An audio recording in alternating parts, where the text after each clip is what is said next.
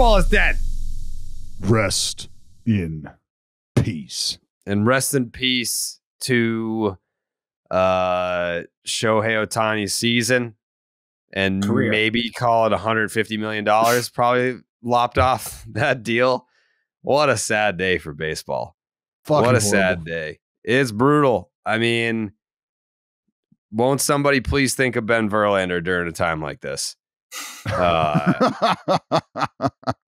Oh, man. I mean, what's he going to do? Has someone checked on him? Ben is.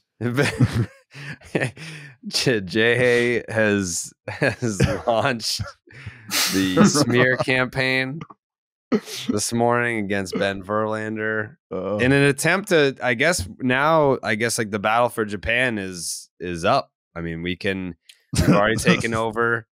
We've already taken over the Dominican Republic. Maybe baseball is dead moves into Japan territory now. Hey, this is why I told you don't give up on it, Jared. Don't give up on it. You were out. You were out. You're like, dude, I don't know. I don't know if we can see. This is why you stay the course. Right. This is why you stay the course, man.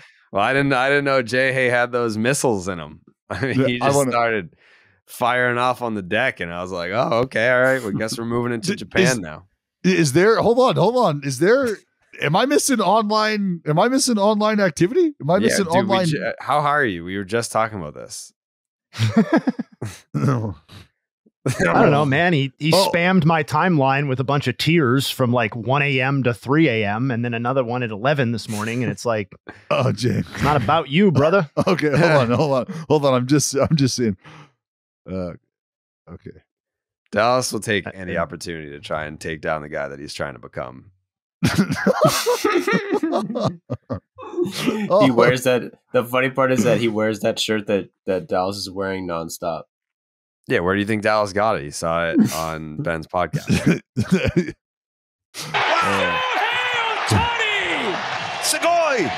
It is a sad day. It's a sad It's day. a horrible day. Damn, Shohei Ohtani. I love Shohei went in. See, that's the hunger that we need. If we're gonna take over Japan as the #1 baseball podcast in Japan, then that's the dog that we need to let off the leash.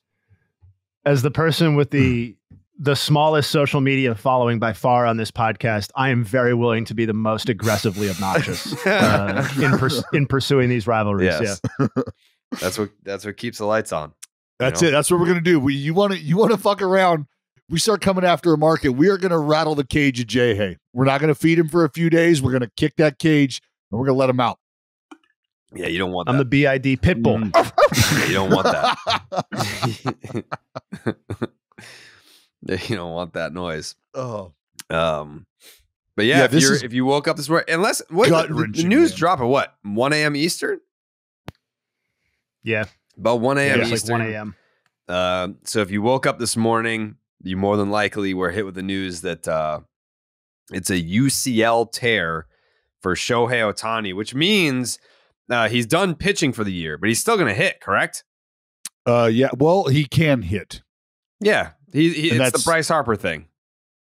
Yeah. And I mean, what he chooses to do, remains to be seen. And whether or not this is something where they say, hey, look, what do you want to do? You want to play out the remainder of the year? And that's where this all really starts. That's where the contract conversation that everybody inevitably goes to. And this is like, man, it's tough because it's almost like, bro, like the tendon just tore. Like, we're having this conversation now. Like, do you want to give it a beat to kind of process what's going on? And I think Shohei Ohtani is such that unique circumstance that I think you've always kind of thought about the future and what it's going to look like should something like this happen, because so much of his value is, I don't want to say caught up in, but is built in to his ability to do both and do them at the level that he does them, right? And the question has always been what the future looks like. Is he going to be just the pitcher later down the road? Is he going to be just the hitter later down the road? What should happen if something should happen? And damn it, before we have one of the craziest free agent pursuits in free agent history, we have this happen. and it's still going to affect that pursuit, but on a different level. Now you thought there was nuance going into this negotiation process with Shohei. There's nuance to this now, so more than ever. I mean, you want to talk about escalators and what ifs and what happens and that's what this contract is going to be full of. So, I mean, who the fuck is his agent? Because he's going to have his work cut out for him or her.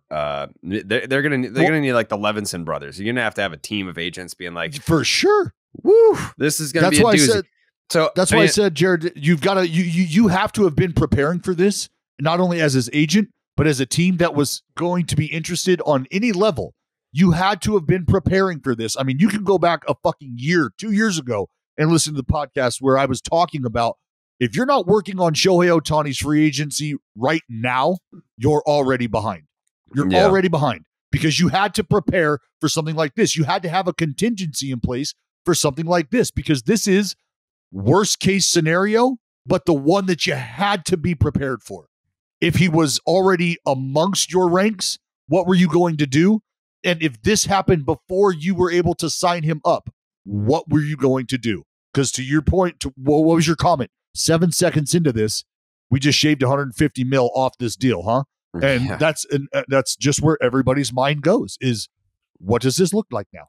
Yeah. So I have layered thoughts on this. My tweet this morning was, laying out like depressed that one of the best seasons ever is now over. Sad that the Angels went for it and it blew up in their face, and distraught thinking about how this impacts Shohei's free agency and his future as a two-way player. Like, let's break it down one piece at a time. His season being over, he's still going to hit, but he's no longer going to be pitching. It's August 24th, so call it a month and change. There's still no one that's going to be able to overtake him for the MVP, unless you disagree with that. Does anyone disagree with that statement? No. Okay, so he's still going to win the MVP, but it's not going to be the wire-to-wire season that we had hoped that it would be. So that's going to suck. Angels went for it, and here's another layer. How about the fact that Mike Trout came off the injured list, played one game, and was like, all right, I'm going back. And no one fucking cared because Shohei Ohtani got hurt. Like, well, that's Trout, that's why the face of an entire fucking decade, the face of a generation of baseball, was hurt, made his return, played in a game, and then was like, I can't do it. Went back on the injured list, and nobody fucking cared. And it was because of Shohei. But don't we think that has an impact, that Shohei going down has an impact on that decision, or no? What was the order of events? Well, so I think what I read was also that they played the doubleheader yesterday. Shohei knew that. They got the images in between. Yeah, so he knew that it was torn after game 1, still played game 2, but knew that it was torn and played anyway. And then we found out after game 2. And so when did Trout go down? And it was decided that he was not going to be coming back. When did that happen? Maybe after game 2. But either way, yeah. So they would have had the information. Right. And so what I'm getting at is Mike Trout comes back because he's like, look, I'm a little sore, but if we're going to give it a go, and if we can give it a go, then fuck it. Maybe my name in the lineup just helps that much more, and let's see what we got. And then when he realizes that Shohei's not going to be on the bump and might not be swinging it either, he's saying, well, no, we can't. Okay, I'm good. Can't rush this. Not going to happen. Either that or whatever is ailing him is something where it's like, I don't need this to be bothering me next year too, because I'm going to need that's everything a I got combination. next year, because Shohei's definitely not going to be here. Yeah, that's baked into that decision, like him knowing, like, yeah, if Shohei's not on the mound, this is clearly something I'm not going to battle through. For what reason? Like the other horse that we were going to ride into the fire here to try to get to October, that horse is now in the stable. So I would have been a two-legged horse. as is. Now, no chance. Jay, hey, what was your take on this when you woke up this morning? So I had the pleasure of getting woken up at 2:30 this morning by my wonderful, wonderful, beautiful daughter. Yeah. And so that's when I saw the news, and then I proceeded to not be able to sleep for the next 90 minutes. So from 2:30 to 4, it was basically just digesting the Shohei news. And, I think it was a reminder. To me, it reminded me of how thin the margin is for some of this stuff, and how truly unprecedented, again, what he was doing was. Almost everything he does for me comes back to giving me perspective on how rare this person is as a baseball player. And no matter how hard you try, I'll just speak for myself. I sort of took for granted that he was hitting and pitching at MVP and Cy Young levels now, over extended periods of time, and that he would continue to do both for the foreseeable future. And we know pitching and elbows and shoulders are precarious things, but it was just a reminder that nobody is able to really do this. And the main reason is because nobody has had Shohei Ohtani's skill. But the other reason is that it's incredibly demanding, and that you also need good fortune with your body to have it hold up. And it's just, I think it's a real shame for the sport. It goes without saying that he's the biggest star in the sport. And I think I had to remind myself that I lost $0 off of this development, right? Like, it didn't cost me any money, but it kind of felt that way. It was like, damn, man, I was kind of excited to see Shohei Ohtani like gain wealth that we had never seen before in the game of baseball, even if it had nothing to do with me. And that part is now, he's still going to be a very rich man, and I can't be too concerned with all that, but it's just the entire spectacle is now just has a cloud over it, and it makes me, and I think most baseball fans, just feel sad. You know what I hope it does? I hope for everybody that was swinging on the nuts of a ridiculous season from Aaron Judge will now have this in perspective, because it's never about taking anything away from what Aaron Judge was doing. It was always about putting in perspective what the other human being was achieving in a sport, to your point, Jay, that is so fucking demanding.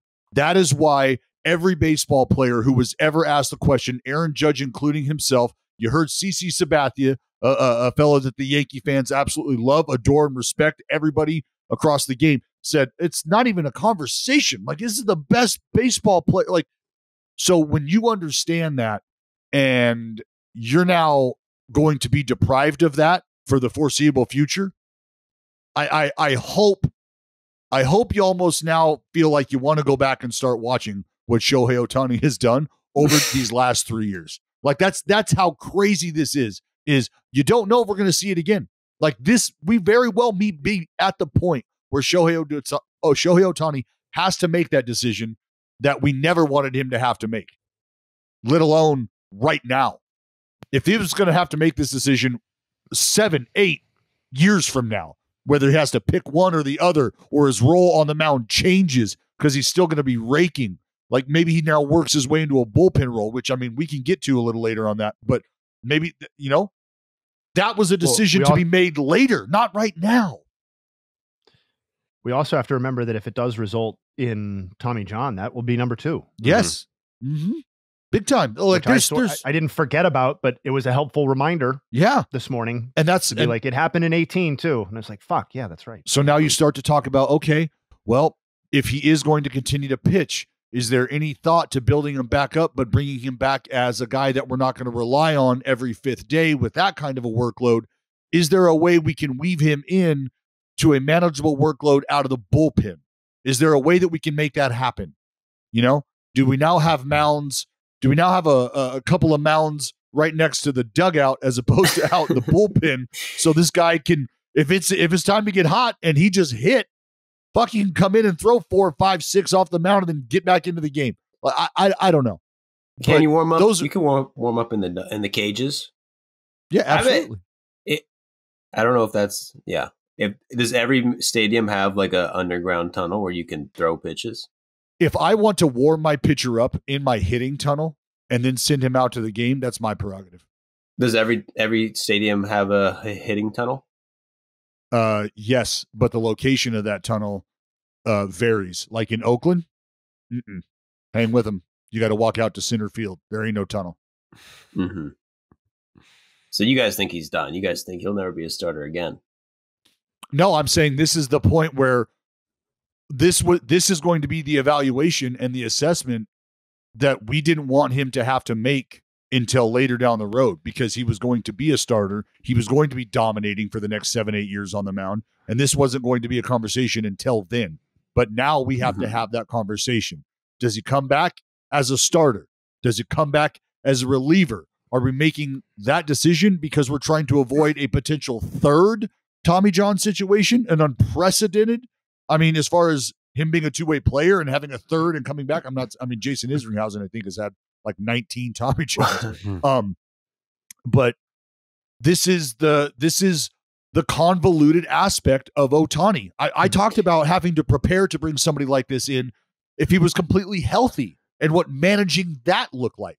Now you have to play for him coming back and maybe that role being completely different. What is the expectation? And when he is healthy, I just talked about how you need about a year to knock the rust off just to get used to this brand new tendon, right?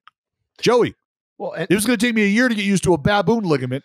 It's going to take a year to get used to a fucking new tendon. Like, dude, it's a grind. Yeah. This might be a conversation amongst us and people in baseball. I think for Shohei, that's not really an option. There's no way he's not coming back as a starter, at least trying. There's no way. I completely agree with Joey, but I also agree with Dallas that it's not so much whether he pitches again or whether he returns as a starter.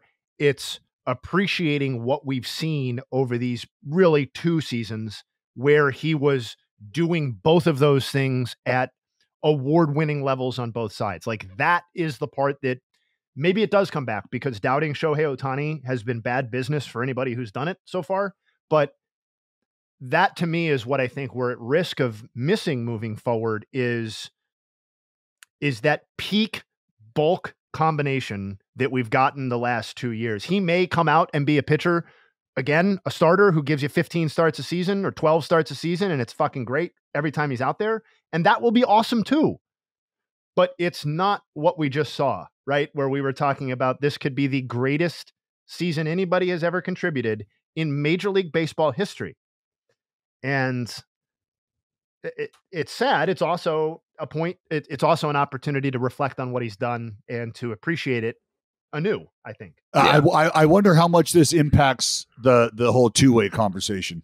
You know, like people were almost okay with entertaining it because they're seeing what has been unearthed in Ohtani, the award-winning level performances on both sides, as you said, Jay. And now it's like, do we start to wake up and go, oh, all right, hold on, no, my bad. Like I let you hit, I let you pitch. I was high on that Ohtani, that new Ohtani strain that just dropped. Like, I've been smoking that Ohtani for the last 2 years, and I was in a cloud. That's my fault for thinking that somebody else was going to come along and do this. Like, we need to reel it in. We're not entertaining the two-way player. And like, I wonder if that starts to have any sort of impact on that. Well, I think the other thing too is because Jay had the screenshot yesterday from MLB Network where they were talking about what they would offer Shohei Ohtani in free agency. And we can have that conversation of how much money. It doesn't feel right saying how much money did he just cost himself? Like, he didn't fucking do anything wrong. He just played baseball. How much money will he lose out on because of this, I guess is the way to phrase it. But now, if you're one of these teams that has been mulling over, or you've already made the decision, we're going to be in on this guy. It had been rumored forever. Like, that number starts with a 6 and doesn't go up from there. Like $600 million. So you're saying he's a $60 million a year player. And that was based off of the fact that he was going to be this guy that Jay Hay is describing. Like, he's going to be MVP caliber offensively. He's going to be Cy Young caliber on the mound. That is where the $60 million a year figure comes from. But we know he's not going to be that next year. And to Dallas's point, what is he going to be moving forward? Is he going to come back as a starter? I think he'll try. Will he be able to do it? Will his body be able to sustain that? Is another Tommy John in line? We don't know. Like, that's a lot of questions that you have to answer for a new organization that doesn't know the player inside and out like the Angels do. That's going to be like a pretty scary financial decision to make if you're one of these billionaire owners that wants to get in the Shohei Ohtani sweepstakes here. And it's going to take a sizable financial commitment to sign the player, but you're taking on the most risk that any team has ever taken on in free agency history. I don't think that's like a. I don't think that's a fact. For the number that you have to pay the player, it'll be the largest contract in baseball history for a player that you do not know is going to be a two-way player, and you do not know if he's going to resume. Like, you don't know when he's going to resume being a two-way player, and you don't know for how long he's going to be one. That's the whole point. The money has, in my opinion, it's tough to say the money has nothing to do with it, but the money conversation only starts after you've come to a determination on whether or not you are trying to sign up two players or one player. Until you have come to a point of resolution in your own mind on what ultimately you're okay with, meaning, am I signing Shohei Ohtani up, the hitter? Am I signing up Shohei Ohtani, the pitcher? Am I signing this guy up to do both? What am I actually thinking I'm getting myself into? Again, 6 years down the road, 7 years down the road. That is where the decision needs to be made in these front offices, is who am I getting 7 years from now based on a potential second Tommy John? Like what is your evaluation? What's your risk factor? What's the algorithm tell you when it comes to signing a pitcher of his caliber that's done that? And now you got offense to factor in. Well, I mean, he could get 6 Tommy John surgeries. He's still the best hitter in the league this year. In a way, I can see why it's a big risk, but that's the fallback. Like, even if he never pitches again, he's the best hitter in the league right now. Like, do you think he's just going to stop being the best hitter? He's already hit very well with Tommy John surgery in whatever it was, 2018. So he's done that before. It's like almost like I can see why it's risky, but it's also a very good fallback. Like the floor of Shohei Ohtani, he never pitches again. Worst case scenario ever. Bro, let's get Tommy John. He's still the best hitter in the league right now. This is where, like, if you're coming to me though and you're telling me, look, here's what we're willing to offer you, you know you're going to have to follow up with a why, right? And I need to know why your number doesn't look like some of these other numbers here. So, like, if I'm interested, let's say I'm interested in being an Atlanta Brave, but your number is roughly 200 million off from some of the other offers I'm getting. Well, I think I got a pretty good idea why, but I need to hear that from you. And what does that mean? That means that you probably don't value me and don't see me doing the things that I see myself doing. So now if I'm Ohtani, I have to pick a place that I'm comfortable with in regards to compensation and the role that I could be potentially playing in the future, because he has, again, with the Angels, had the opportunity to have them cater to his needs, to his desires that have allowed him to go out and play comfortably. And now you have to be able to do that without the knowledge of what role you're actually going to be able to serve. The only thing we know is what Ohtani, or the only thing he knows is what he wants to do. So if I tell Team A that I want to start, but Team A doesn't see me as a starter in 3 years or 4 years, and they're not willing to commit that money to that risk, now are they out on Ohtani altogether? They're like, we really love the hitter, but dude, we can't just give you this extra 200 mil if you're not going to take the ball on the hill. We can't do that. I mean, are we Does anyone disagree that Shohei Ohtani's number will start with a 6? Yes. Under the current circumstances, yes, I disagree. Yeah, Yes. no way. Right now, Yeah. without No. It's Yeah. under a 5. Yeah, I think so too. I think Well, the most what's going to happen probably is just going to be a short deal, or a deal with options. Like you're going to get him next year as a hitter, pay him as a hitter next year. I don't see him signing like a 8-year deal. Well, yeah, you have to cut it in half, like quite literally cut it in half. That's been the whole conversation. Like if you're just doing napkin math here, and you're talking about signing up 2 players in one. That's why the contract figures look the way they do. So we have quite literally now shaved half of that player or one of those 2 players off of the conversation. Shohei Ohtani, the pitcher, not a part of this conversation right now. Not until, again, year 3 does Shohei Ohtani, the pitcher, become part of this conversation. So that's when we'll start factoring in his value from the pitching side of things. But you have to understand why that's coming prorated. So you know what else would have been outrageous is if a contending team gave up 3 top 100 prospects to trade for him, and then this happened. The only reason why that didn't happen is because it would have happened to the Angels, but they kept him, so it happened to the Angels. It wouldn't have happened to anyone else, brother. You know it's fucking Angels' fault, and you know this is the Angels' fault. And I've sent you some links about how Phil Nevin has been treating some of their players. Yeah, touching Shohei's Tommy John arm in the past. You shouldn't be touching that, and touching other players where they had surgery, giving a pat on the back a little too hard. So I don't want to go down that route, pointing fingers. But sounds like you are. Yeah, this is definitely the Angels. I mean, look at listen. Pull up fucking any baseball website, whatever, you get your stats. Go look at everyone who's been on the injured list in the Angels this year. It's 90 fucking players. 90?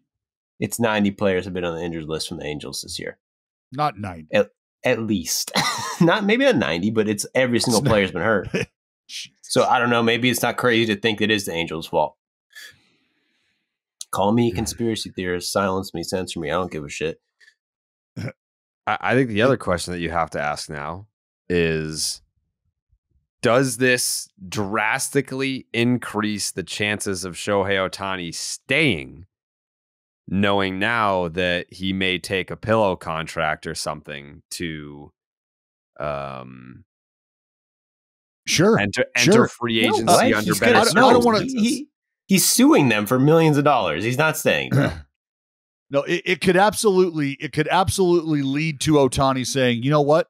This is where I'm going to rehab. Yeah, this team is dumb enough to pay me not to play. Yeah, so let's do that. I mean, but I mean, rehab. Like, I'm going to rehab myself as a pitcher. I'll hit whatever, all good, and then I'll rehab myself as a pitcher. And when I'm finally ready to unleash that, my contract will be done. I will have lived out the life of my 2-year deal, and I'll be back in the market. Makes sense. I could see that. Yeah, like.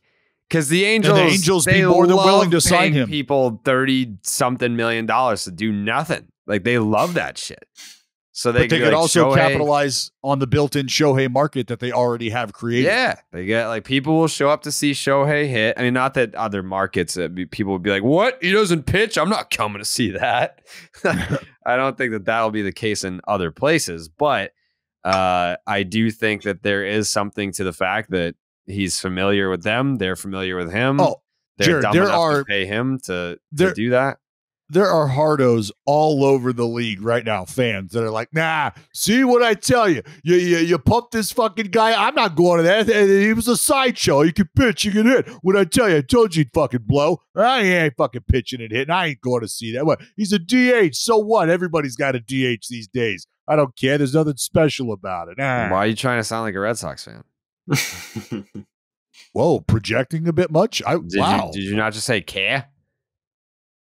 No, I mean, maybe you heard that. Maybe you felt that way in your heart. There was no label attached to that fan. Well, you just made them like a general Boston accent, or Jared, show me on the doll where they've hurt you.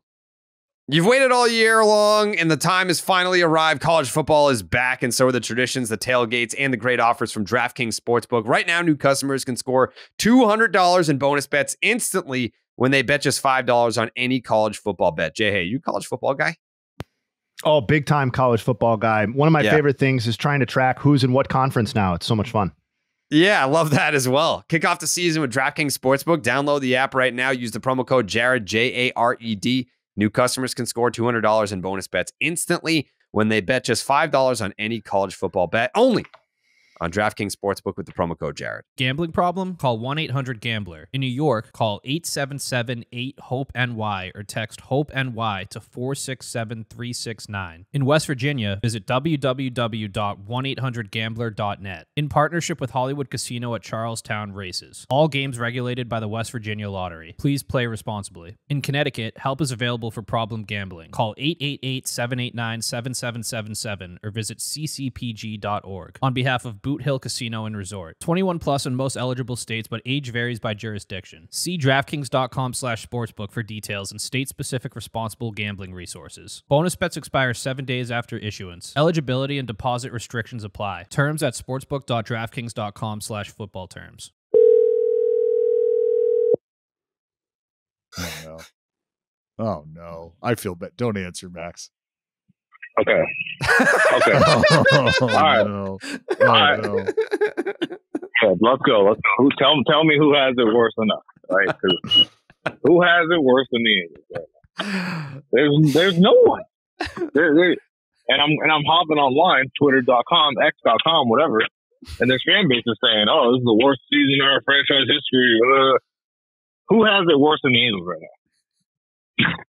I don't know. I mean, there might be no one that has it worse than you personally. Like you have the Anthony Rendon surgery, and then this happens. Well, now I got to get this one done. Now I got an arm and a leg. I'm cooked. Like, dude, there's like zero. I'm gonna be honest with you guys. Okay, I knew we hit the iceberg in like July 4th, right? But I was the captain of the ship. I had to keep it cool. But in July 4th, I was like, fuck, we hit the iceberg, but I can't let the crew and everyone panic. And now it's like evident that like, hey, there's water up to your knees. Like we're fucked. And I don't even know like where, and it's just so funny because like you look back in like the beginning of the season and not the A's, but like another team like the A's, if the A's like that was the storyline of the season. It's like this team, they're gonna lose 200 games and this, and somehow like the tables turned, and it's like now we're playing who's got hot potato, and I'm holding the potato, and it's hot. It's hot. Is there?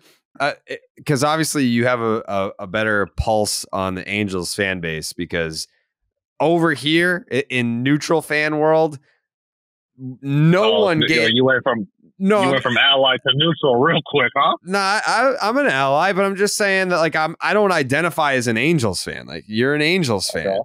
Okay. The Mike Trout going back on the injured list news. Did no one give a fuck because of the Shohei news, or do you guys care about both of those equally? Yeah, that's I'm gonna put that in the gives a fuck. Like that's like if you spill your birthday cake over in a couple like forks full. No disrespect to Mike Trout, but it's like this is like you can't worry about the forks. The cake, the birthday cake is it's gone. It's yeah. You know, and it's like it does suck, but it's like we have him signed through 2031 or something. Like we have to protect him at least, or he maybe has a better understanding of protecting himself. I mean, he shut it down before. There was, I think 2021 he got hurt in May and like just called it a season. Like his calf never was better. So I think his 2023 is done, and he's looking forward to 2024, whatever is left. You know, whatever. Like, what do you even imagine 2024 as? Like, a lot of clubs are like looking forward to 2024. Like, I don't even know what the fuck is there going to be a 2024. Like, what is going on? I guarantee you there's going to be a 2024. I just don't know if the Angels are going to be good when it happens. Yeah, at best it's a Shohei DH. Yeah, no, like that's best case scenario for you right now, Maxie. Best case scenario 2024 is Shohei Ohtani is DHing for the Angels. That is as good as it could possibly get for you. We just had this discussion, Max. Like, I think that there is a legitimate chance. Maybe it is significant. A significant increase in the likelihood that Shohei Ohtani signs back with the Angels because they're the only team dumb enough to pay him what he wants, but to just do half of what he can do. So he's familiar with them. They're familiar with him. He can DH and he can rehab at the same time, but he can get paid a ton of money to not have to pitch, and the Angels will be happy to pay him to do that. And that's why I fuck with you guys until you said the dumb enough part. But that's why you know that's true. Yes. Okay, whatever. that's why I fuck with you guys. This is the only podcast that is going to say stuff like that. I was on terrestrial radio last night, not on it, but I was listening to it. Okay. And there was a guy, fucking Kyle from Albuquerque or whoever, string bean fan, and he's like, and he had a fucking great fucking point. As awful as it is for Shohei, and like how bad he wants to win, and like, that's brutal. I can relate. I just got hurt before my beer league playoffs. I can relate. It's tough to get back up to that caliber. Like, what? How is he going to completely change up the Tommy John he had before, and he had the team that helped him with the Angels, and he rehabbed and got better? Like, why would you switch that up, over to a new team? Like, I think it really increases he has the familiarity of like the Angels training staff, the training room, he's already done it. And then, you get that like the Angels are going to have to zig when everyone else zags. Like, people are going to say, no, we're not going to pay you to do this because you can't do this. And I agree. I think the Angels will. I think it's just a number that we have to come up with that, I don't know, like, does he do the 2-year $150 million deal? Like, in 2 years, he's like, all right, now you're going to trade me at the deadline or whatever. Like, he forces his way out once he's healthy again. Like, I don't know. That's the move. But I think the Angels now, I mean, I don't think they're shy to hand out money. 2 year 150. They're 2 years 150 max. They're quite literally paying him to rehab. Yeah, for sure. Like, $75 million for $75 million a year to DH, because one of those years is going to spend just DHing.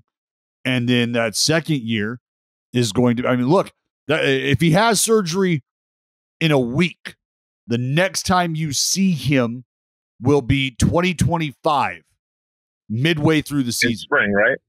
Oh, midway. Oh, damn. Yeah. So maybe like a 3-year, 225. Like, I think it's up to Ohtani now. I think he has the keys to the bank, and I think he always has, but like now it's definitive. Like, who's got the loaded gun and who doesn't. Well, I see a $75 million a year DH. And I think I don't know. Like, I think it's kind of fucked up. I really hope they don't start giving them the fucking running back treatment. Like, where they're just like, yeah, we'll just, well, you're hurt, so we're not going to pay you. Like, I really hope they don't do that, because of all the players they have paid, this is one where you should pay. Like, the list goes on for the Angels of players that have been well paid, maybe over what they're worth, but they just can't. You've been doing that forever. You can't just stop now. We also have to acknowledge that, like, the reason why everyone knew he's leaving the Angels in the first place is because he wanted to win. Just because he can't pitch doesn't mean he still doesn't want to win.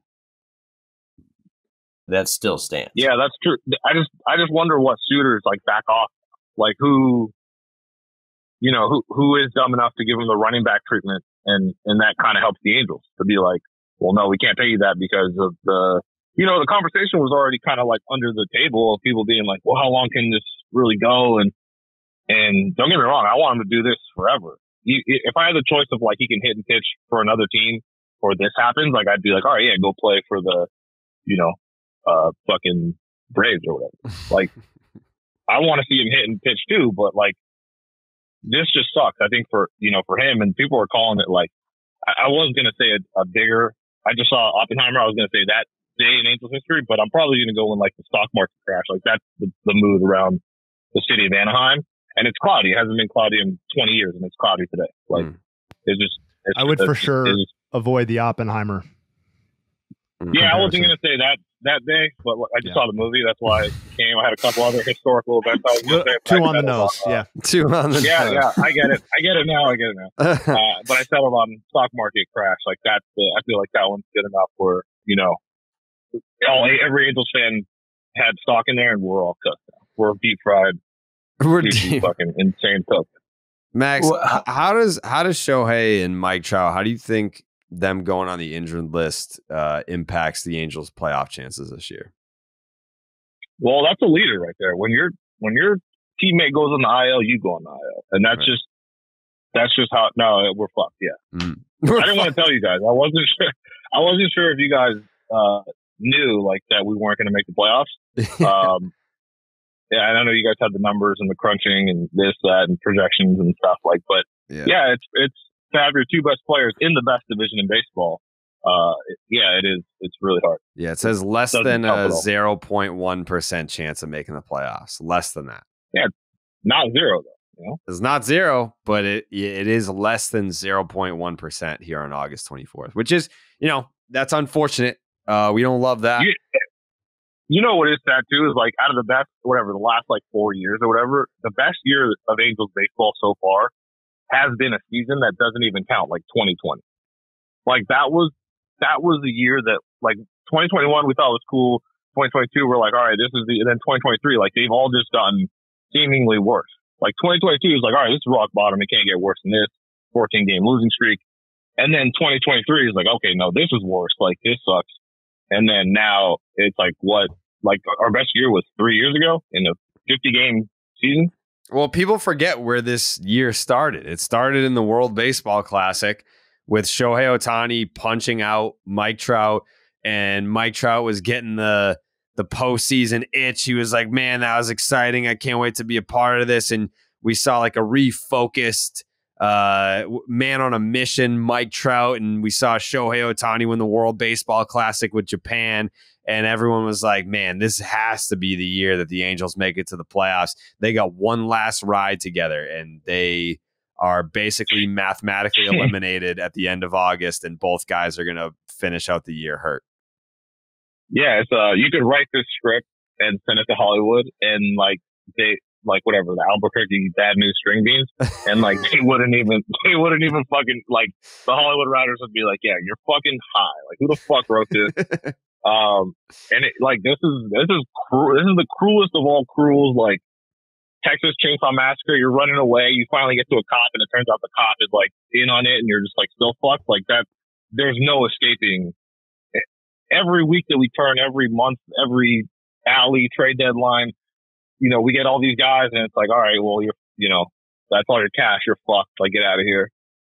Thanks for playing. And yeah, now it's like, oh, well, we don't have prospects to look forward to. And I guess the way Perry's drafting, if we can keep drafting guys in July that are going to play in August, we should be okay by 2026. I don't fucking know. And you look at the guys that they signed: Cron, gone; Rich, gone; Escobar, gone; Renfro, get ready to learn Chinese, buddy.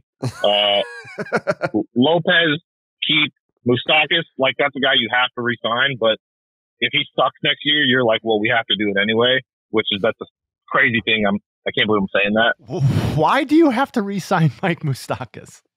He's a clubhouse guy. You have, Jesus. 16. Jay's favorite player. Fine. Jay's favorite type of player. I just, you have the line "we have to sign Mike Moustakis" might be equally as depressing as Shohei Ohtani's injury. It's not. Okay, you could ask any Angels fan. This is a 6 against a 17 in blackjack. You have to hit, and if it sucks, it sucks. You just can't let them. If they let them walk, people will cry. I think that's where we're at in Angels world. That is and then insane. you have a guy like Giolito, I don't know. I've never watched the White Sox pitch. We played him before, and he was okay, and now he's just he's worse than that. He's got an ERA almost 7 and 5 starts with the Halos. And you know what really makes me it makes me really appreciate. This goes back to when we could have signed Garrett Cole, and now he's a fucking Yankee because he didn't want to flip burgers in October. Guess what he's going to be doing next week? Oh, that's true. And that just makes me fucking and yeah, I'll have cheese on my Garrett. Thanks. Garrett, like it just makes me appreciate like how good Garrett Cole is. It's like I don't know. The biggest thing you can say about him is that he's a fucking dork. Like, and he's just so good, and he's like carrying the Yankees, and that could have been us, but then we spent it somewhere else that probably, you know, and that's kind of where it all started. I remember that fucking whatever 5 years ago where we should have had him, but we didn't. So that's where I'm at. Yeah, well, Dallas can tell you firsthand. Like we've told that story on Starting Nine about how the Yankees, like breaking news, Yankees signed Garrett Cole, and we're in the lobby, and then we get in the elevator with two uniformed members of the Angels, and then they just looked at each other and like, we weren't even fucking close. No. Oh, Max, it was so good. It was so good. Because you know me, I like to stay at altitude at those events. So I was I was fairly elevated, and me and Jared just sit and I just look and I'm like, bro. Do they even know we're here right now? Yeah. Was it Epler? Like, I feel like I'm invisible, but did it really work? I think I might be invisible. I think this shit is really. No, it wasn't Billy Epler. It was it was definitely two uniform members of the Los Angeles Angels. It was two of them, me and Dallas, one elevator, no more than 15 minutes after news broke that Garrett Cole had signed with the Yankees, and they were just like, God damn it, that's so sad. Yeah. Like, not even close. Yeah, we weren't even in the same stratosphere. that doesn't even make sense how they weren't. Like, I mean, I guess it does now, but like, fuck man. Like, I guess Monday morning quarterback, like, you probably should have paid him a lot. Yeah, I mean, well. Like, you think about that trajectory of that team if they get him instead of Rendon, and they put their money there, and you know, who knows? Albert Pujols has 800 home runs. Who the fuck knows? You know? Yeah, did you see the CJ Wilson tweets, Dallas? No. Oh yeah, did you see that? CJ Wilson was tweeting God. about how cheap the Angels are. He was like, Albert Pujols wanted like a special treadmill, and they were like, nah, it's too expensive for Albert Pujols. Bro, they didn't serve breakfast at spring training until 2012. Hey, so but you know what? American League. Maxie, I got to shout out the Angels, though, because they feed the visiting broadcasters for free. Oh. They didn't have breakfast until 2012, so I'm imagining like a Rookie of the Year Mike Trout just on the fucking waffle iron. Like, he's making fucking pancakes for everybody. Like, I don't know. On nights like when this happens, we get swept by the Reds, haven't won a series in like fucking 10 series. And then like stories like this come on and pile on. It just makes me really question like, how are the players like kicking this team when you're down? Like how bad is it? So Albert Pujols is out there just fucking bone on bone in every joint in his body, and he's like, "Look, if you get this anti-gravity treadmill, like I'll be able to move around. I'll be able to keep myself in shape. Like, you know, maybe avoid some of the wear and tear later down the road." And they're like, "You know what, Albert? That bone on bone, it's gonna make you a man. That's gonna make you a man." All right, so get out there. Bone's going to sell tickets. Put on these. Put on these. Bone on Bone is going to sell tickets. Put on these flat-soled Converse and hit the fucking track, Albert. Oh God. Yeah, I was curious to hear your guys' thoughts on like. I know it's fucked up to talk about like contract situations like after a day like today or whatever, but like what? Like, I mean, I feel bad saying this, but like he like lost money, right? Yeah. Okay. I was just wondering. I just wanted to go on a limb there and just maybe. Yeah, you'll have to. You'll have to tune into the episode, Max, because we chewed on that for a while just before we called you. We wanted to wash that all down with your tears. For sure. No, yeah, I'm glad it tastes well. You know, there's nothing like being an Angel fan. Hey, it's only August. You know, we got some fall left. Mm-hmm. And yeah, I mean, like that's what you get playing the hardest division in baseball. Like Jared, you just found out. Astros are good. Yeah, we beat them last night. Try playing them. You know, the A's swing. Sure do. Look at the Mariners. I mean, and that's the worst part of the season, honestly, because I can't stand the Mariners, and you guys are over here throating J-Rod. They ended our season, and I just have to say, like, I've submitted. Like your season's been over for months. Yeah, in July 4th, I told you hit dice for it. Mm-hmm. Remember Captain America, 4th of July, cruel. Right, yeah. I'm kneeling at the Trident right now. Now, when they get eliminated, I hope you guys call me. But that's, Yeah, we will. I don't know. I'm at that point now where I'm just like laughing at teams for getting eliminated. Not the A's. I didn't laugh at that, but like at like teams that I hate when they eventually get eliminated in the playoffs. Like that's what I'm looking forward to. Well, we'll be sure to give you a call, Max, when the Angels finally get mathematically eliminated, so you can deliver your eulogy. Okay.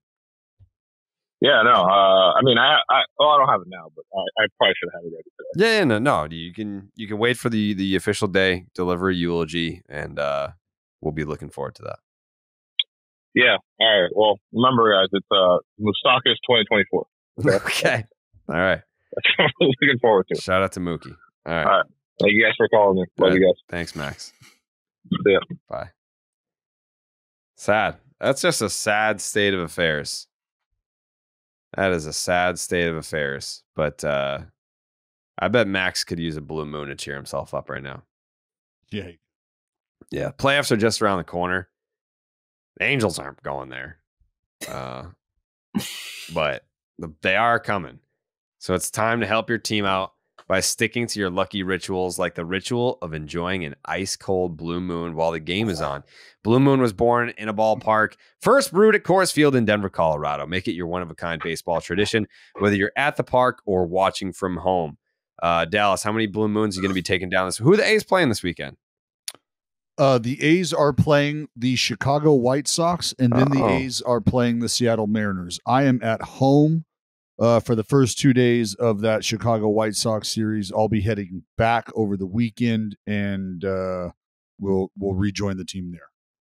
Quick. So, all right. Some Blue Moons for some Seattle Mariners action. Don't hate that. All right. With its refreshing flavor with Valencia orange peel for a subtle sweetness and hints of coriander, Blue Moon Belgian-style wheat ale is a one-of-a-kind beer that's made brighter. It's carefully crafted and full-flavored with refreshing notes and a smooth, creamy finish. Blue Moon was brewed by baseball to give you a dose of nostalgia and get you excited for the new season. Why strike out with the same old beer where you can get something that's one-of-a-kind? Its bold flavor, bright explosion of color, and iconic orange slice ritual guarantees a one-of-a-kind beer experience perfect for spring weather. Best served with its signature orange garnish to showcase its beautiful bright color. A beer this good only comes around once in a blue moon, but you can enjoy it all season long. Brighten up your baseball traditions with Blue Moon Belgian-style wheat ale. It's a one-of-a-kind every time. Check out shop.bluemoonbrewingcompany.com for baseball merch and visit get.bluemoonbeer.com/rocket to find Blue Moon delivery options. That is get.bluemoonbeer.com/rocket. Blue Moon, made brighter, celebrate responsibly. Blue Moon Brewing Company, Golden, Colorado Ale. Oh, man. Before we move on, can I ask one question? Yeah, please. For Dallas, probably the best answer to this. They say he might not need surgery. Is that just complete bullshit? But can he pitch next year if he doesn't need surgery? Yeah. I mean, if they feel like they can rehab it to a point where, and it's really rehabbing everything around it, because you don't really rehab tendons. I mean, they are what they are. But if I think ultimately what you're hoping is that there's enough scar tissue that kind of builds up, and he can pitch, he can avoid the injury, he can avoid needing surgery. So yeah, that's a very viable option. It just depends on the extent of this strain, because that's where, everything else that's like grade 1 flexor strain, small, minute, but detectable fraying or tear. Grade 2, visible tear. Grade 3, we're talking probably almost severed. And that's where you're at. So depending on what the result is, if they disclose like a level of strain publicly, then that's kind of what you can base that on. But I mean, look, you go in there, you're going to find something. There's no doubt about that. It's just a matter of how severe. Let's put some percentages on it. What are we thinking? What are the odds Shohei pitches next year? Oh, well, I mean, look, man, if they're already after the second opinion just to confirm what they already know, which is a tear,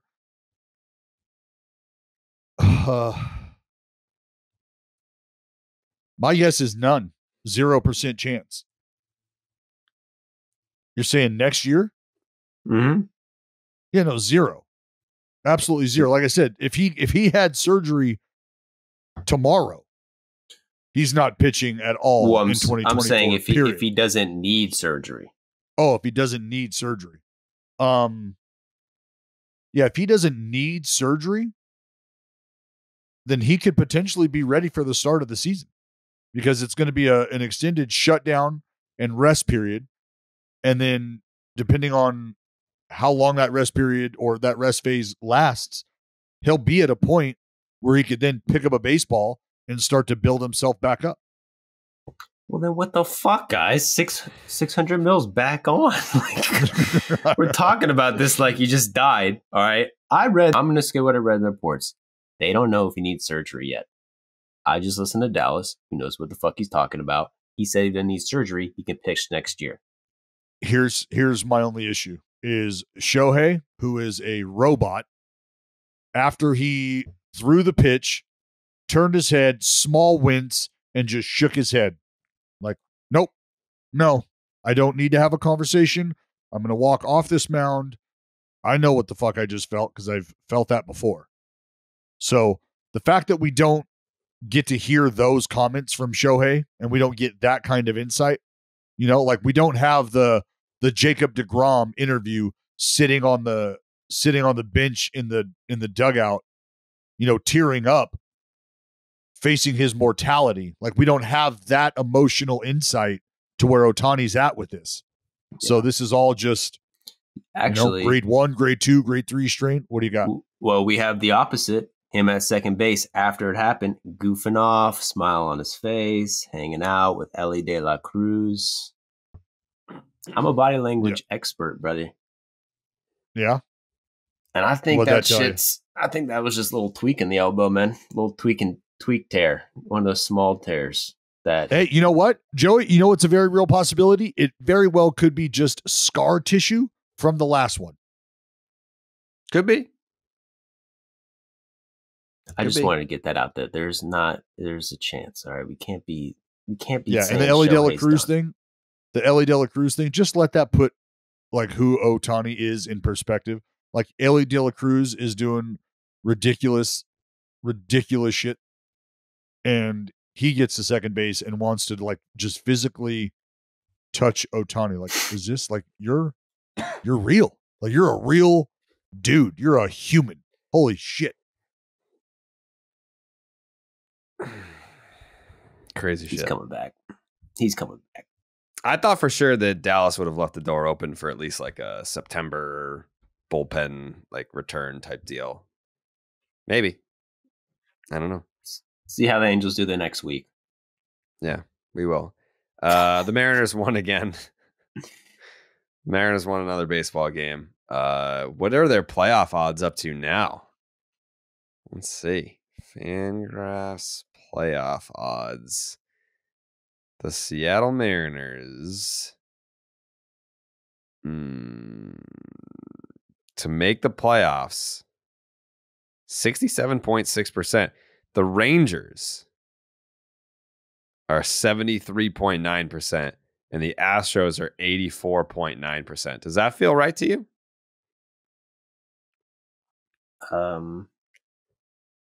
Yeah, it feels on the nose to me. I think actually I fucking lied. They lost. Did they play a doubleheader yesterday? The Astros? Yeah, they lost. They lost to the Mariners. White Sox. Yeah, they lost to the White Sox yesterday. In extra innings. They won big. Just one game. Oh. All right, I lied then. Okay. So now the Texas Rangers still hold first place. Even though they have lost 6 straight.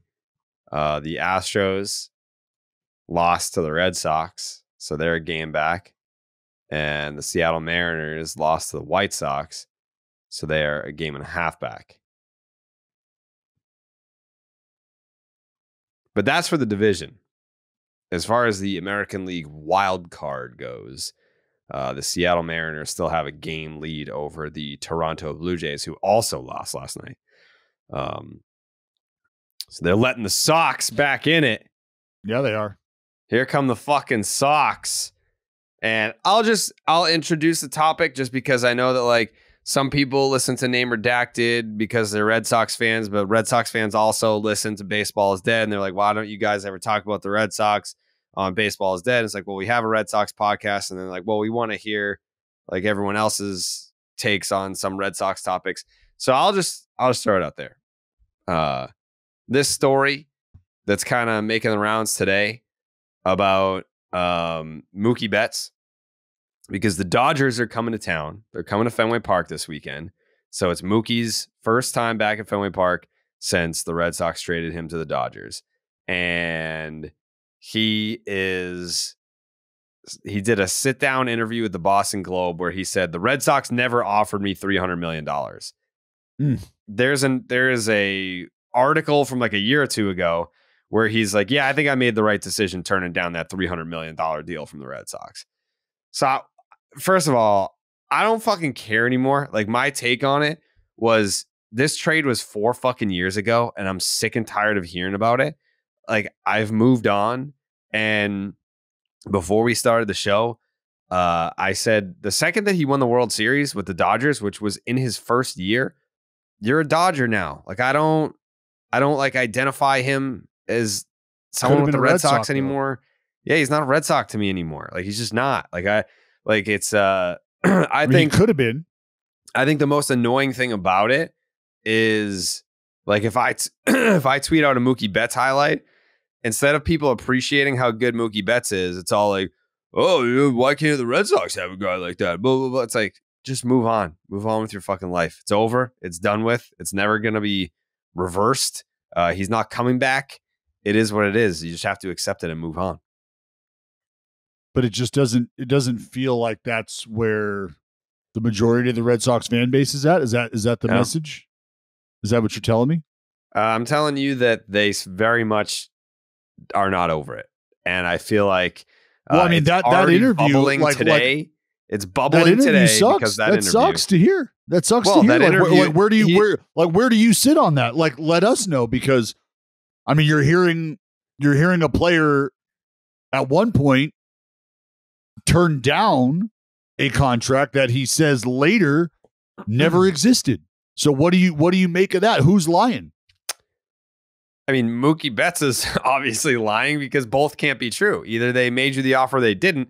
But I think it doesn't matter because at the end of the day, $300 million was not going to get it done anyway. So whether they made the offer or not, I don't fucking care. Like he signed for $365. The whole thing back in 2019 was that the Red Sox came in at $300 and Mookie countered at $420. And he ended up signing with the Dodgers for $365, which is right there in the middle. And I feel like had the Red Sox offered $365, would he have taken it? I don't know. Maybe. I don't know. People forget like the whole narrative with that is that the pandemic changed the narrative of these contracts because it was like, oh shit, like we got a 60-game season. Who knows what's going to happen with attendance? Like we don't have fans in the stands. So like that's going to impact salaries.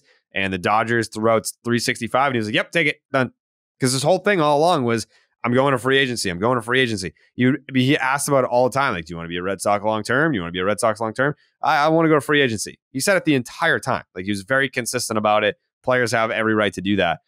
Then he gets traded to the Dodgers and immediately accepts an extension. And I think the pandemic played a big factor in that. And I think the Dodgers coming close to what his number probably was in his mind. Well, look, and it also was probably like, this is a great deal for you. LA offered him things that Boston was never going to be able to offer him. Like, look at the platform he has now, the platform that he's been able to create for himself, the platform that has allowed him to come out of his exterior, out of his interior, and put his personality on the exterior. Right? Some of that is true. Like he's doing a podcast, Jared. Like he's branching out.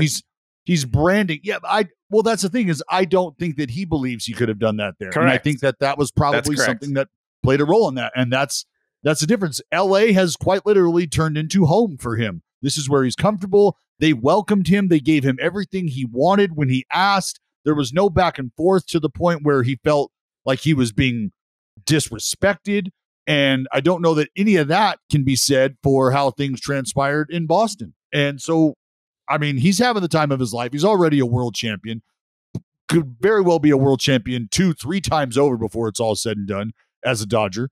And maybe he felt like that just wasn't going to be a possibility in Boston as well, knowing, look, I'm going to be the guy, but I'm already seeing how the negotiations are going. There's a solid chance I don't get the support that I'm going to need around me in LA. They've already got dudes who are clubhouse guys where I can almost just blend in when I show up and be Mookie Betts. Well, we've heard 300 at the people Lucky say that. Strike. When we interviewed Cody Bellinger, I remember asking him, like, you know, you've won an MVP, but you look around and it's like you've got Pujols over there, you've got Mookie over there, like there's MVPs everywhere, so you must not like feel like you have to be the guy all the time. He's like, yeah, you know, like it's great to just show up and knowing that if I don't got it today, then someone else is going to have it today, and that someone else is going to be a really good fucking player. And with Mookie, I don't think that it's the case where he felt like he had to be the guy every day, because I mean, there were other talented guys around him. I mean, that he was on a team that won 108 games. But to your point about him not feeling like he could truly be himself in Boston, that's definitely true. Like, put it this way, the Dodgers haven't even sniffed a losing season or not missing the playoffs during his tenure there. So it's like, yeah, when you're winning 100 games every year and making the playoffs every year, of course you can have a podcast where you just kind of let your hair down and you're cool with it, and you can just have other passions outside of baseball. But in Boston, if you're in last place and you've got your best player doing a podcast and he's like interviewing players on other teams and he's like laughing and having a good time, Boston doesn't like that. Boston media doesn't like that. I personally don't care, because it's like you're allowed to have passions outside of baseball.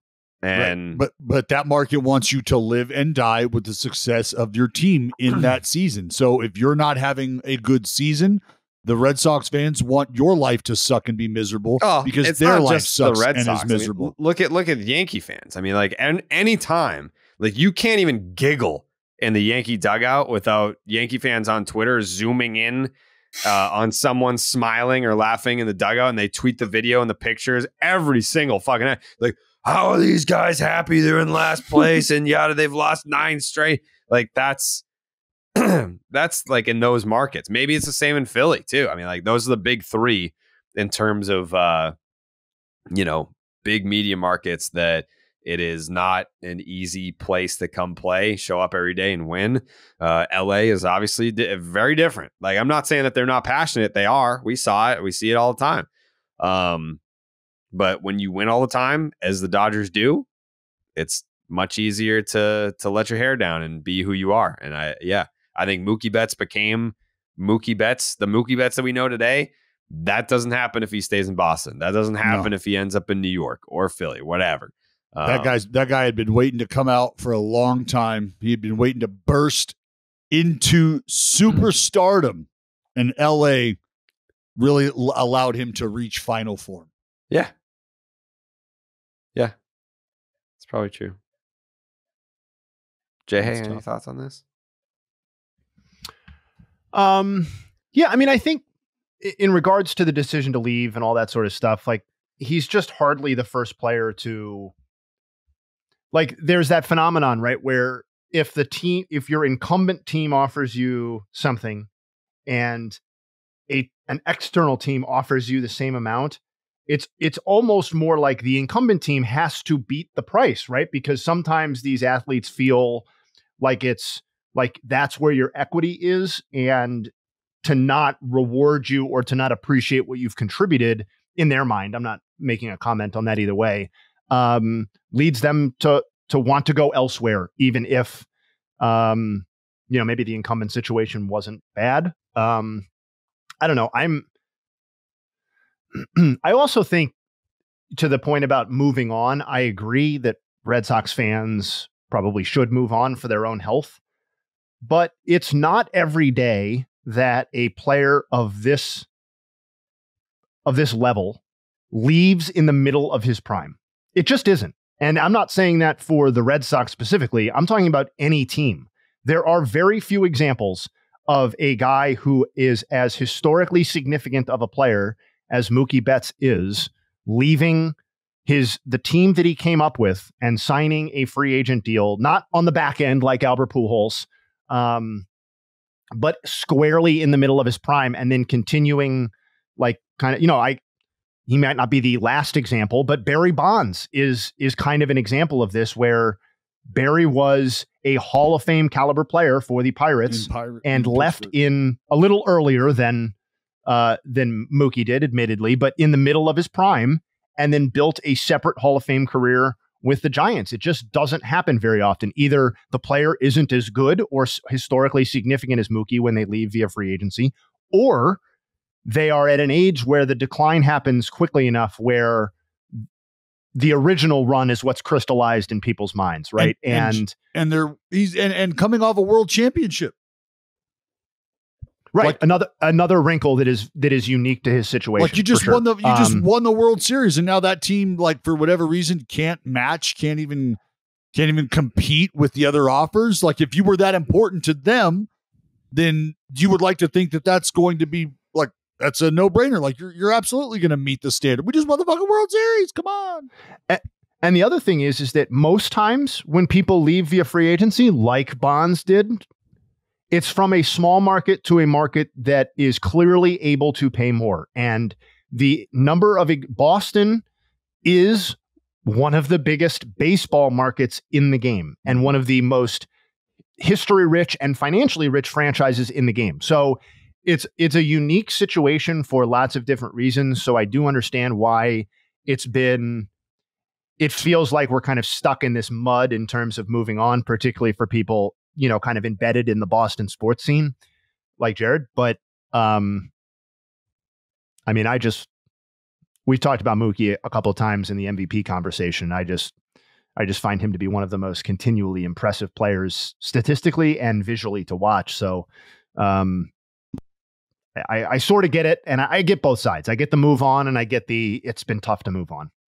Yeah, because I think to other fans' retorts when I said move on, one response was somewhere along the lines of it's hard to move on when you're kind of reminded of it all the time with either I don't know. Fans obviously like Alex Verdugo. I think that there's a lot that fans like about Connor Wong, but when you're looking at the returns, like Jeter Downs is on the Nats. I think the return in most fans' eyes is insufficient. Like the decision to trade Mookie, I don't think anyone agrees with in the first place, but then you see what they got for him and you're like, oh man, like they could have done better than this. But you look at it and it's like, well, this is a dude that has been screaming at the top of his lungs, I'm going to free agency no matter what. So the Red Sox felt like they were trading a 60-game season worth of Mookie Betts to get Verdugo and Wong and Downs, and it ended up being 13 years of Mookie Betts. So that's where it doesn't look good. That's where it doesn't look good. None of it looks good. And part of it is Dave Dombrowski's fault too. Like everyone looks at Heim and John Henry, but like Dave Dombrowski put the Red Sox in a position where they were over the luxury tax and they needed to get under to avoid crazy luxury tax penalties. You got that ring, baby. You got that ring. Got the ring. But I mean, the Chris Sale contract was after. The Nathan Eovaldi contract was after. Yeah. Not that, I mean, like the Eovaldi contract was great because he ended up being a dog for you in 21, almost got back to the World Series that year. Yeah, you gotta pay for it. Yeah. Jake, what are your thoughts on the Mookie Betts stuff this weekend? I mean, I think a piece of me will always watch Mookie Betts as a player and be like, it's crazy that we didn't lock that guy up. But to still be going back and trying to say, oh, we offered him this, he's saying we didn't offer him that. It's like, at this point, it's been 4 years. So I'm kind of over that whole piece of it. Yeah. Yeah, that's where I'm at. It's like, I'm still going to watch him with the Dodgers and be like, man, we kind of fucked that one up. Like that, it still hurts a little bit. But the whole like, oh, they didn't offer me this, but they did offer me that. And I turned down this, but like, they didn't really make that offer. It's like, who fucking cares? Like, that's the part where I'm like, who fucking cares? It's over and done with. But you can still sit there and be like, is he going to get booed? No.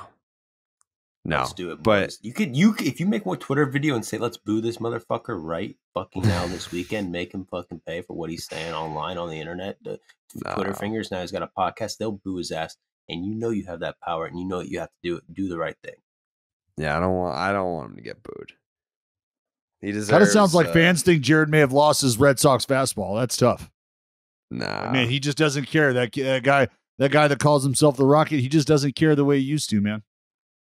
that part is true. I definitely don't care about this team. Like they that Tough. there's individuals in that group that made me not really want to root for this team, if we're being honest. But Care to name names? Josh Winkowski. Yeah. Okay. I think if it's You said guys. Is there another name? Caleb Ort. Yeah. Okay. Yeah. Are they in the clubhouse right now?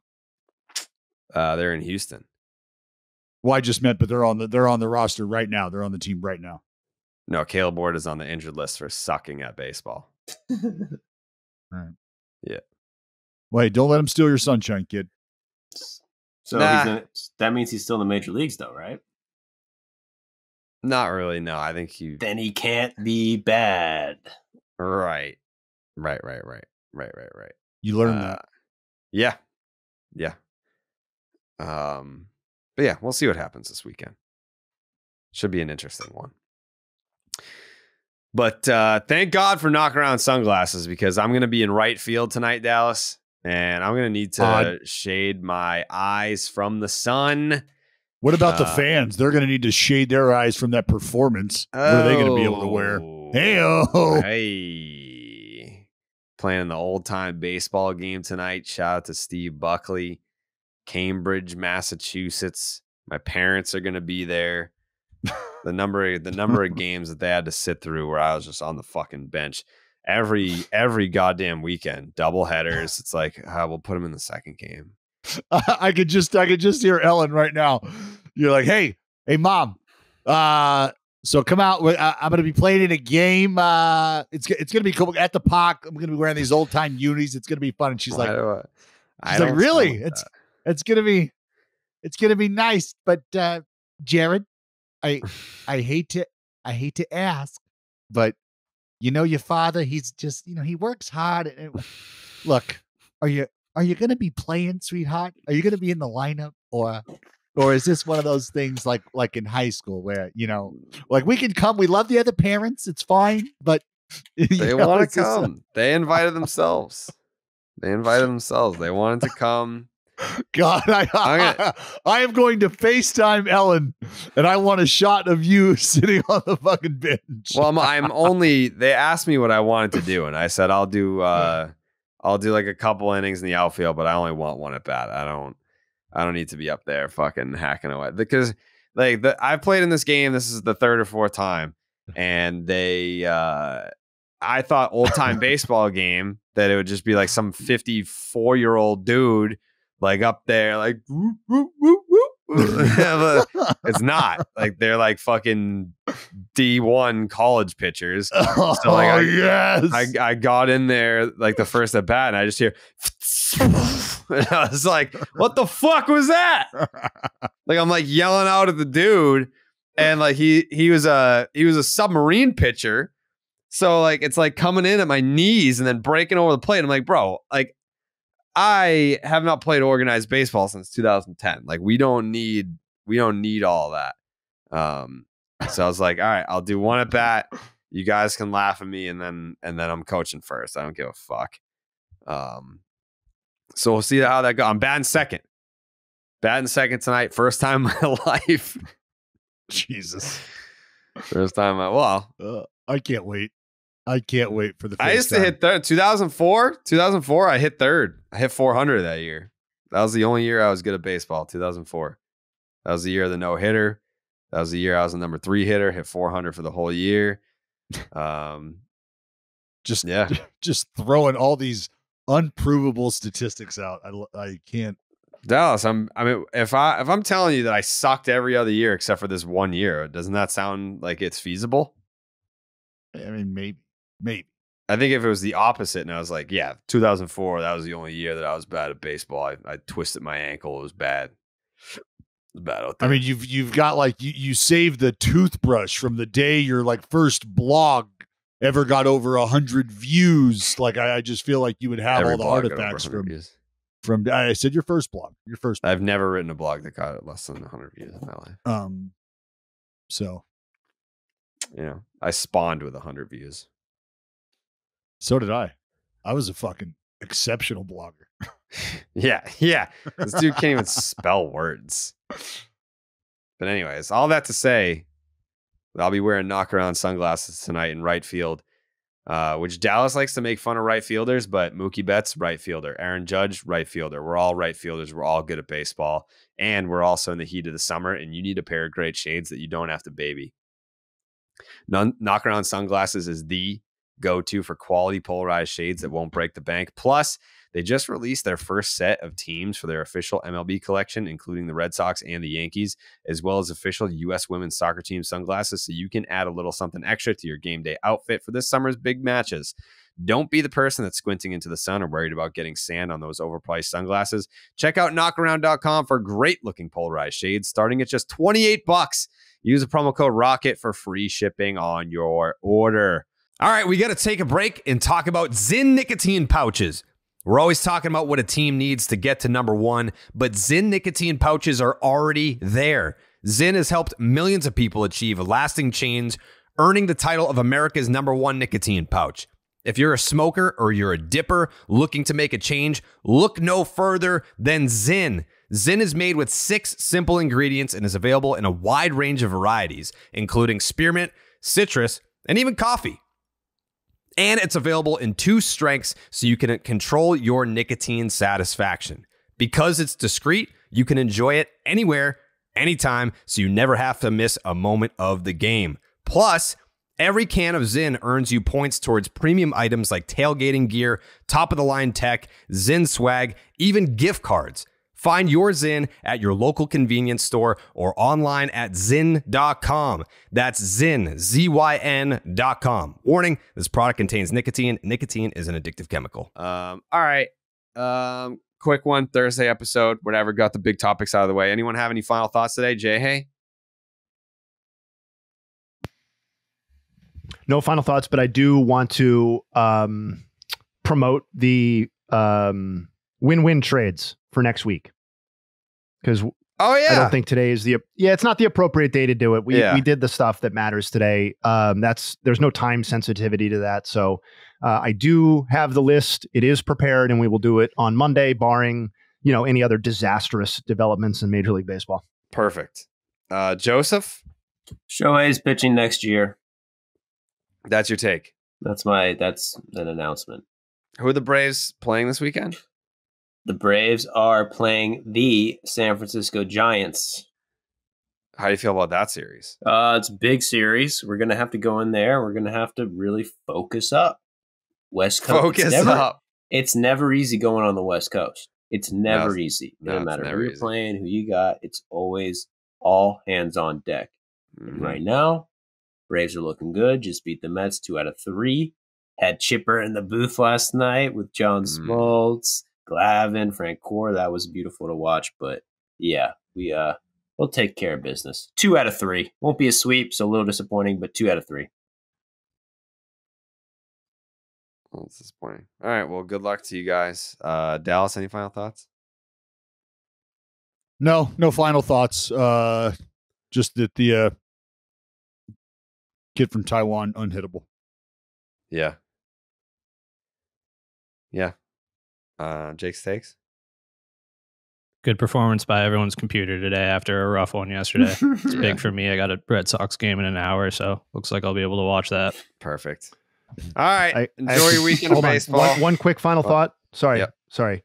Ben Verlander, he did say at 10:46 a.m. Eastern before we started that he was heading into the studio. It's 12:52, and we have not heard of a new text. I just hope he's okay. Oh, Jesus. Hope he made it there all right. Yeah. Can't lose focus. That's how you lose Japan. I got alerts on, so when he tweets, I will let everybody know. Thank you. Thank you. What? No, hold on. Not yet. Oh, we're not gone. No, we're not gone. I was just going to say, Did you know Dallas has a Ben Verlander poster in his office there? It's off camera, but he's got one. That's wholly inaccurate. And we're trying to get it signed, and Shohei's kind of ruining it right now. But yeah, so. That's fucked up. All right. Thanks for watching. Thanks for listening. Enjoy your weekend of baseball, and we'll see you on Monday. We go.